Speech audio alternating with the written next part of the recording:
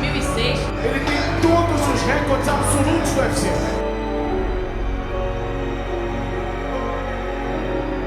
Entrou o golpe, vai acabar. Chris Weidman vence o brasileiro. Anderson Silva perde o cinturão.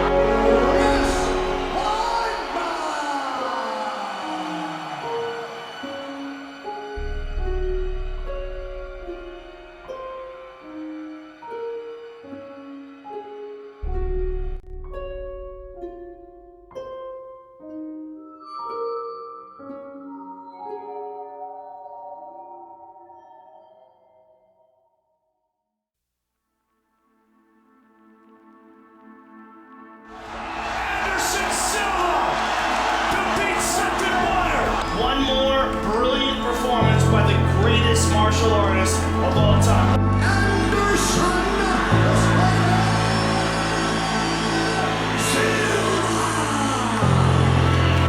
Olha só, galera, eu não sou o melhor não, tá? Mas eu sou capaz de fazer aquilo que muitos acham impossível.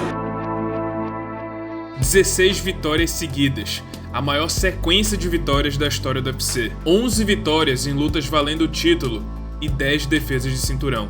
O maior campeão de toda a história do UFC. Anderson Silva parecia imparável, o lutador peso por peso número 1 do mundo. Todos os adversários, dentre eles grandes ex-campeões e lendas que enfrentaram o Spider, não só foram derrotados, mas foram despachados, como se não estivessem lutando no mesmo plano do brasileiro. O único que conseguiu oferecer algum tipo de perigo durante todos esses anos no reinado de Anderson Silva como campeão do peso médio foi o americano Chael Sonnen, mas o mesmo foi derrotado 2 vezes pelo Spider, na segunda, nocauteado no segundo round. E como se não bastasse, Anderson também fazia algumas lutas na categoria de cima, nos meio pesados, e todas terminaram da mesma forma, nocaute no primeiro round. Sem falar que o brasileiro se transformou em uma sensação, um astro internacional, aparecendo em filmes, comerciais, eventos importantes e até foi considerado como um dos 100 maiores brasileiros de todos os tempos. Anderson chegou onde queria chegar, ser uma lenda das artes marciais, a referência do esporte, o Pelé do MMA. E chegando a um patamar nunca antes visto no UFC e nem mesmo no MMA, e com quase 40 anos de idade, as pessoas começaram a se perguntar: será que o fim está próximo? Será que Anderson Silva vai se aposentar em breve? Isso em meados de 2012 e 2013. E esse pensamento não só passava pela cabeça dos fãs, mas também do próprio Anderson Silva. Após a sua última luta, uma vitória esmagadora contra o meio pesado Stephan Bonnar no Brasil, Anderson Silva entrou em contato com Lorenzo Fertitta e Dana White, afirmando que não tinha interesse de voltar a competir e que a luta contra Stephan Bonnar poderia ter sido o capítulo final de sua carreira. Anderson dizia que estava perdendo contato com sua família e que essa rotina de treinos constantes longe deles não estava mais funcionando. E o UFC obviamente não gostou dessa afirmação, já que no momento Anderson era a maior estrela da organização. Um dos, se não o atleta mais rentável do plantel naquela época. E aí, logo depois do Anderson ter falado que poderia se aposentar, algum tempo depois, Lorenzo e Dana White resolveram dar um presente para ele, um Bentley Continental GT que custava quase $200 mil na época. O brasileiro, no entanto, achava que esse presente não era uma recompensa por seus anos de atividade, mas sim um agrado para esfriar o papo de aposentadoria e servir como início amigável de uma negociação para tentar mantê-lo no UFC por mais algum tempo. De qualquer forma, Anderson decidiu fazer mais uma defesa de cinturão e, dependendo do que acontecesse, ele poderia anunciar a sua aposentadoria após o combate. A grande pergunta que ficava no ar era: o que sobrou para Anderson Silva? A categoria dos médios naquela época já estava dominada. Anderson zerou os desafiantes. Não havia novos desafios. A solução mais óbvia era fazer super lutas contra os campeões da categoria de cima e de baixo, que na época eram Jon Jones e Georges St-Pierre. Porém, Jon Jones e Anderson eram grandes amigos. O próprio Spider já havia dito que considera Jones como seu irmão mais novo. Enquanto isso, Georges St-Pierre afirmava que não subiria de categoria para enfrentar o Anderson. E como o Anderson não conseguia descer até os 77 quilos, essa super luta também foi descartada. O jeito então era ficar no peso médio, e a primeira escolha de adversário seria o inglês Michael Bisping. Porém, o mesmo foi nocauteado no UFC São Paulo por Vitor Belfort, que que por sua vez já havia sido nocauteado por Anderson de forma espetacular. A lista de possíveis adversários ficava cada vez menor, mas enquanto tudo isso acontecia, um novo prospecto surgia no peso médio e vinha ganhando cada vez mais destaque na categoria. E esse prospecto era o jovem americano Chris Weidman.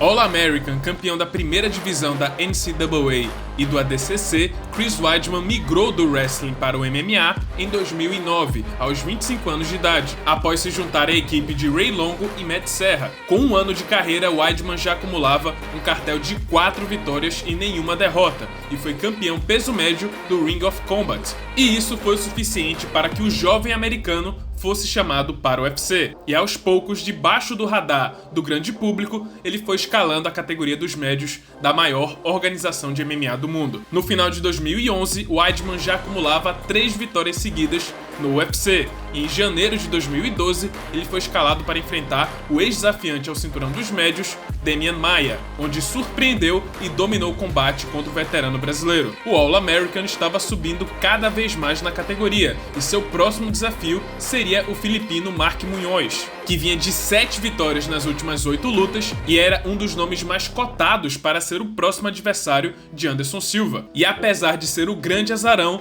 Weidman surpreendeu mais uma vez e atropelou Munhoz de forma brutal no evento principal do UFC Fight Night de julho de 2012. E agora, com 5 vitórias seguidas no UFC e invicto com um cartel de 9/0, Weidman finalmente lançou o seu desafio para o campeão Anderson Silva. I want Anderson Silva. I'd love a shot at the man Anderson Silva. I really think I could do pretty good.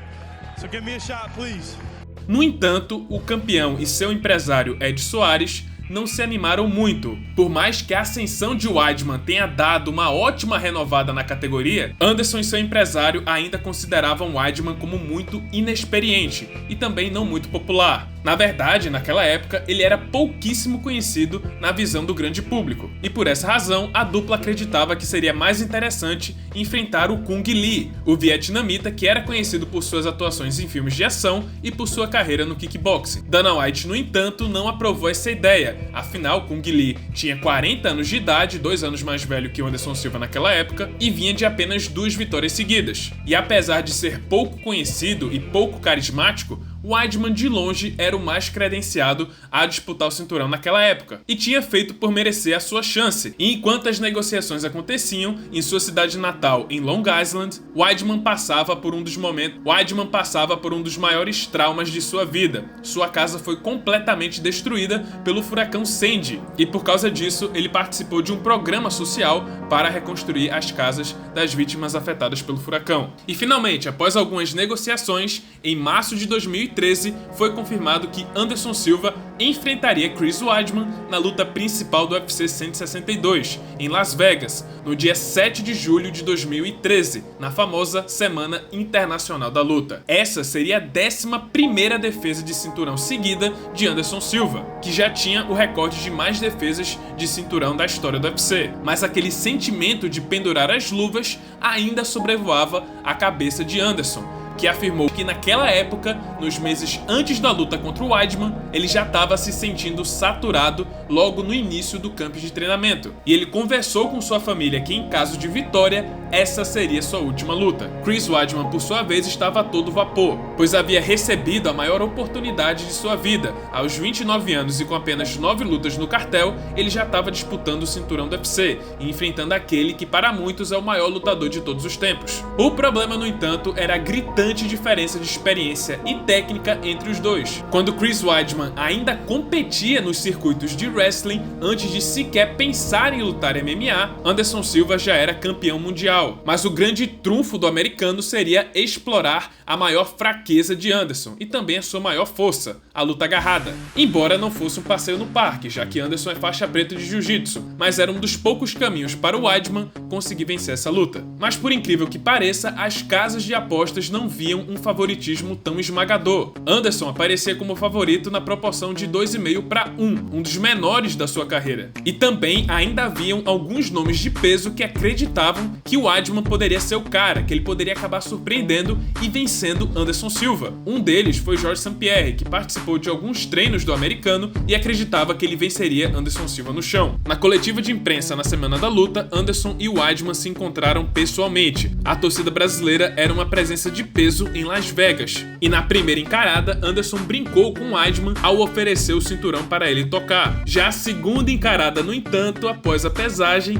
foi um pouco mais marcante, por ter sido no mínimo inusitada e engraçada, por assim dizer. Weidman marchou pra frente, Anderson marchou pra frente, e como nenhum dos dois queria recuar, a encarada quase resultou em um selinho entre os dois lutadores. Joe Rogan brincou com a situação e perguntou como é que é beijar Anderson Silva. Mas o importante é que o peso foi batido, a luta foi confirmada e Anderson Silva contra Chris Weidman agora era oficial. E antes de partirmos para a luta, vamos conhecer um pouquinho dos dois lutadores. Começando pelo desafiante, Chris The All-American Weidman, americano na época com 29 anos de idade e com um cartel invicto de 9 vitórias e 0 derrotas. Como diz o seu apelido, Weidman é um perito no wrestling, a luta agarrada, a principal fraqueza de Anderson Silva, e sabendo disso, esse seria seu principal plano para bater o Spider. Mas de qualquer forma, Weidman também era um dos maiores adversários de Anderson na questão de tamanho. Com 1,88 de altura e 1,98 de envergadura, ele tinha praticamente as mesmas medidas do brasileiro. E falando nele, vamos ao campeão Anderson The Spider Silva,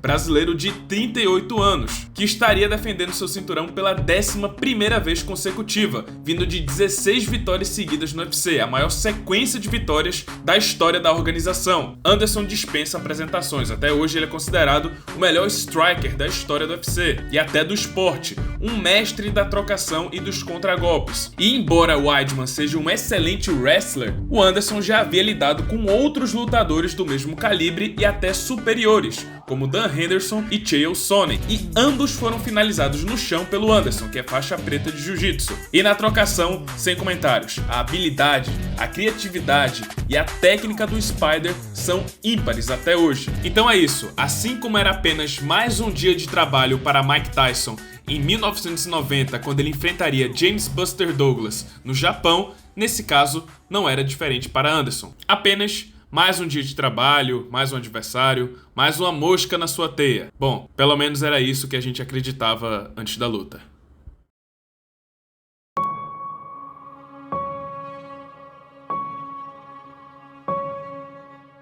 Weidman, acompanhado de seu pai e seu time, chegam à arena do MGM Grand.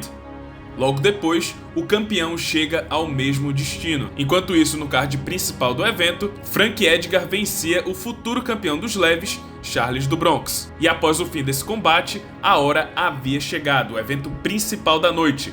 Anderson Silva contra Chris Weidman, valendo o cinturão peso médio do UFC. Corner azul entra primeiro. O desafiante, quase 10 anos mais jovem, se dirige ao octógono carregando a bandeira americana nos ombros.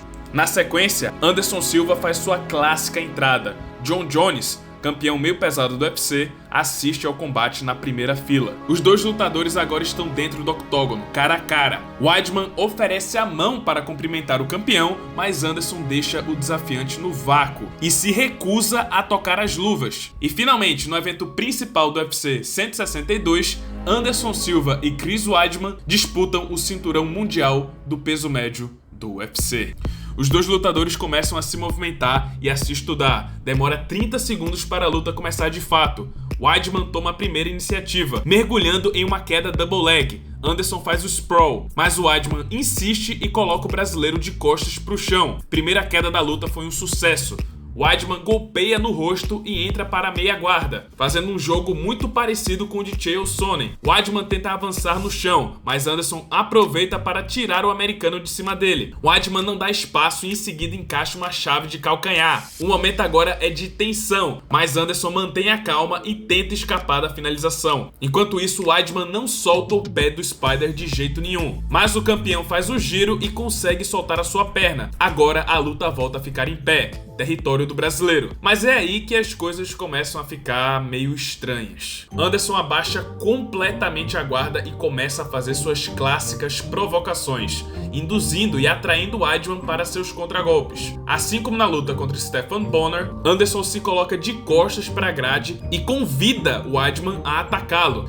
O americano encaixa 2 socos e tenta uma queda. Anderson sai da grade e coloca as mãos na cintura, na frente de Weidman, que permanece receoso. Com as mãos baixas, fica difícil para ele tentar uma queda contra o campeão. Weidman tenta avançar, mas é atingido por uma joelhada do brasileiro no contragolpe, que o faz recuar. Anderson coloca as mãos na cintura e Weidman tenta acertar alguns socos. Ainda com as mãos baixas, Anderson desvia e debocha mais uma vez do americano. Uma esquerda de encontro conecta, seguida de um par de chutes na perna. O americano não consegue defender esses chutes. Anderson mostra a cara e deixa Weidman acertar alguns jabs, e em seguida bate palmas e fala para Weidman acertá-lo. Depois conecta mais um chute baixo e fica pedindo para Weidman quedá-lo.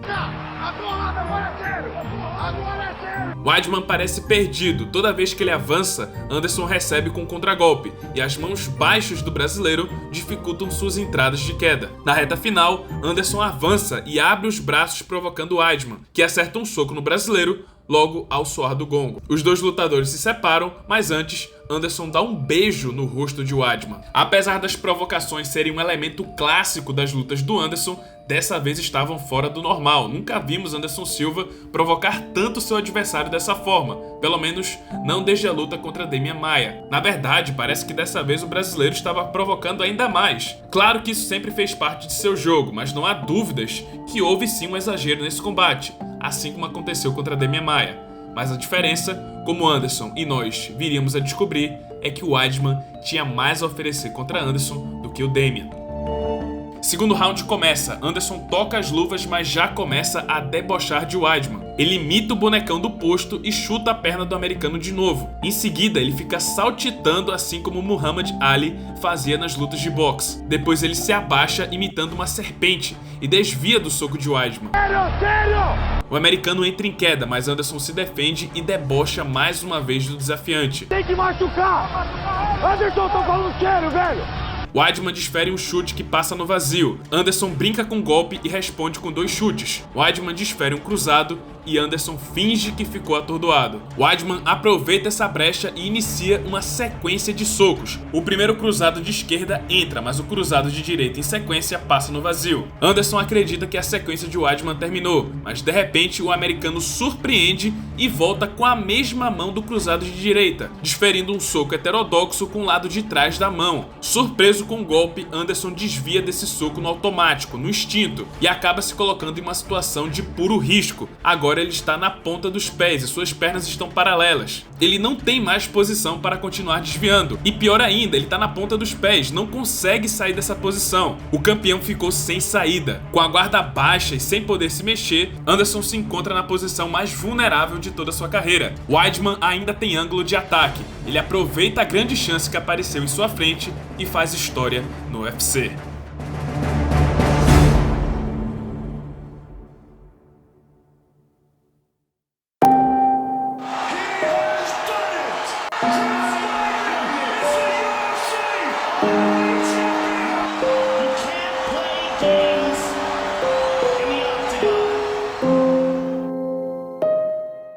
Um dia histórico no mundo esportivo. Anderson Silva, a lenda, o grande campeão, o maior lutador da história do UFC, caiu.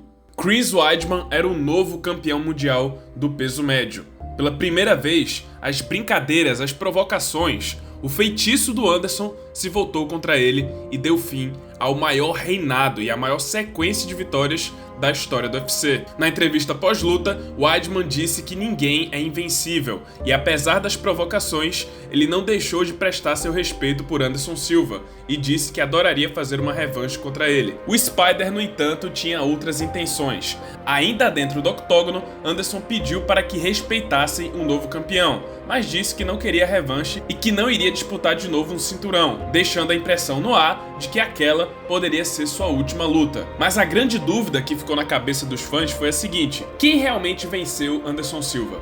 Foi o Chris Weidman ou foi o próprio Anderson Silva que perdeu para ele mesmo? Weidman realmente teria vencido se Anderson tivesse adotado uma postura mais séria? Temos um novo campeão baseado em sorte? Essas perguntas, essas dúvidas tomaram conta das cabeças dos fãs e agora todos só sonhavam com uma coisa: a revanche. A demanda por uma segunda luta era gigantesca. O próprio Dana White afirmou que esse combate seria a maior luta da história do UFC até então. Seria a prova real, a chance de Weidman provar ao mundo que ele merece o cinturão que carrega e a redenção de Anderson Silva. E por isso, uma semana depois de ter perdido o cinturão e dito que não queria revanche, Anderson Silva deixou a seguinte mensagem para os fãs. I go back to fight Weidman and Anderson Silva. I back. Trust me, I back.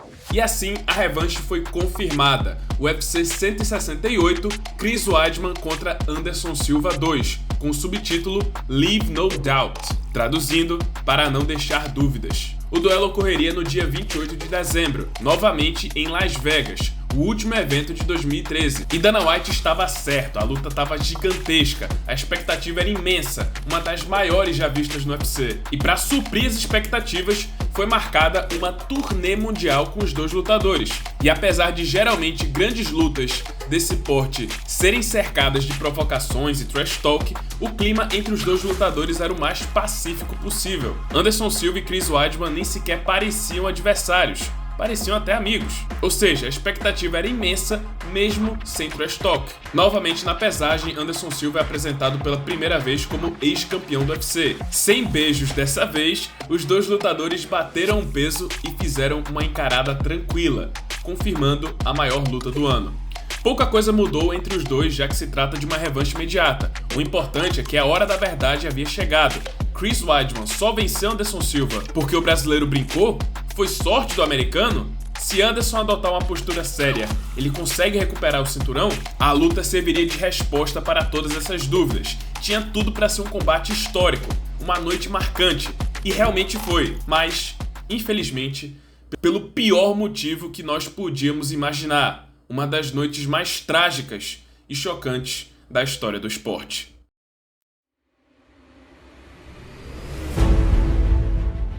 Com a guarda alta, Anderson Silva e Chris Weidman iniciam a revanche, de forma similar à primeira luta, com muito estudo por parte dos dois. Novamente, Weidman toma a iniciativa e mergulha na queda. Anderson cai por um momento, mas se levanta na grade. Os dois agora trabalham na isometria. Anderson acerta uma joelhada ao tentar sair do clinch, só que ao mesmo tempo Weidman desfere um soco no pé da orelha que desliga o brasileiro. Anderson leva um knockdown pela primeira vez no UFC, desconsiderando, claro, a primeira luta. Anderson vai ao chão e é castigado por Chris Weidman. Ground and pound violento, mas o ex-campeão fecha a guarda e consegue sobreviver. Atordoado e sabendo que está bem atrás nesse round, Anderson resolve apenas fechar a guarda e segurar o Weidman, sacrificando o restante do round para se recuperar do knockdown. Weidman então controla o restante do primeiro round no chão, conectando alguns golpes e boas cotoveladas, mas nada muito efetivo. Após um grande susto, o primeiro round chega ao fim. E parecia que o pior já havia passado, mas infelizmente, nem mesmo em seus pesadelos mais sombrios, o Anderson Silva poderia imaginar o que estava prestes a acontecer. O segundo round começa, Anderson mantém a postura mais séria e aparece mais ativo, mais ligado nas investidas do Weidman. O americano volta a atacar com um chute alto, que passa no vazio. Anderson responde com um chute baixo, que é defendido pelo americano. Uma das maiores críticas em relação à performance de Weidman na primeira luta foi justamente a falta de defesa dos chutes baixos de Anderson, mas dessa vez ele estava mais ligado, defendendo a maioria dos chutes que o brasileiro desferia em sua perna. O que o Weidman não esperava, no entanto, era que uma dessas defesas resultaria em uma das cenas mais chocantes da história do esporte. E em 1 minuto e 16 segundos do segundo round, vimos a cena que marcou o início do fim da carreira de Anderson Silva.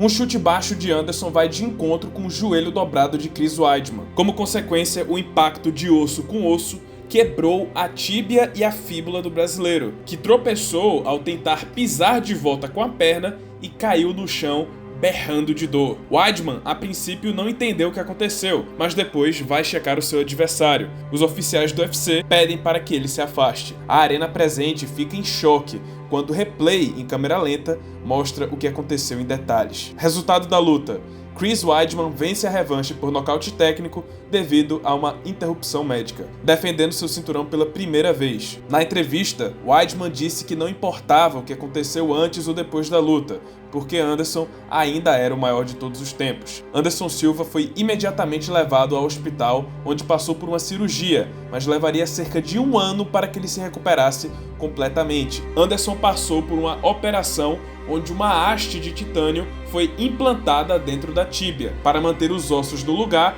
e permitir uma melhor calcificação dos ossos fraturados. Anderson disse que teria se aposentado caso tivesse vencido Weidman, mas por incrível que pareça, ele disse que a lesão o motivou a continuar lutando. Ele entendeu aquilo como um aviso de Deus para que ele continuasse sua carreira. Dito e feito, Anderson Silva voltou da lesão em 2015, mas sua carreira nunca mais voltou a ser a mesma. Além da idade, outras derrotas e até uma nova lesão surgiram no caminho, e ele nunca mais disputou o cinturão do UFC de novo. Weidman, por sua vez, seguiu como campeão por mais 2 anos, defendendo seu cinturão contra outras 2 lendas brasileiras, Lyoto Machida e Vitor Belfort, até que ele perdeu o título no final de 2015 para Luke Rockhold, a primeira derrota de sua carreira. Apesar do resultado inconclusivo da revanche, nunca houve uma terceira luta entre Anderson Silva e Chris Weidman, mas o destino uniria os dois de novo quando o raio caiu novamente no mesmo lugar. Quase 8 anos depois do UFC 168,